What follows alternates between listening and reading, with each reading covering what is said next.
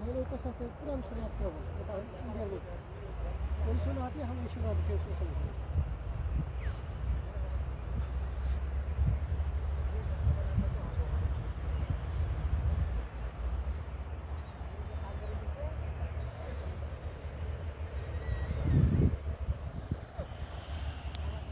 তার মানে এটা হচ্ছে সোনাহাটি না সোনাহাটা সোনাহাট স্থলবন্দর। আচ্ছা, এটা চালু হয়ে হচ্ছে 2014 সালে এবং এখান থেকে ভুটান হচ্ছে প্রায় 60 কিলোমিটার এবং কিছুদিন আগে ভুটানের রাজাপুত এদিক দিয়ে। আমরা এখান থেকে শুধু আমদানি হচ্ছে পাথর আর কয়লা।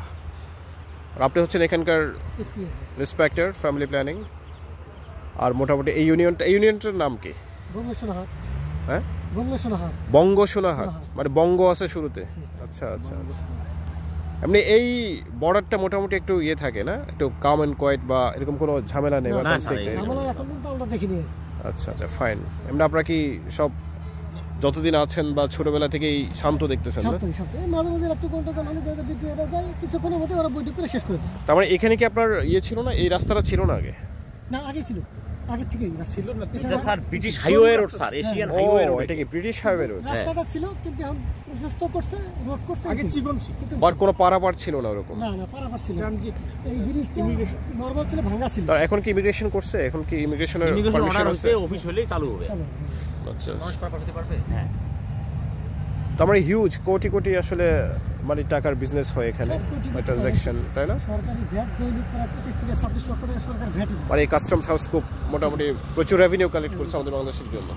এই যে পুরো ট্রাকটা আসতেছে না, আর ট্রাকগুলো তো অনেক হেভি ট্রাক আছে। 51 টন নিয়ে আসছে।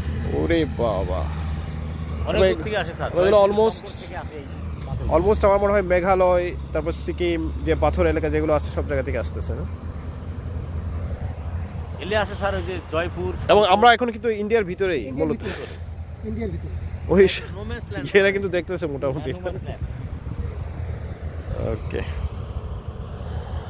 থ্যাংক ইউ, ভালো লাগলো।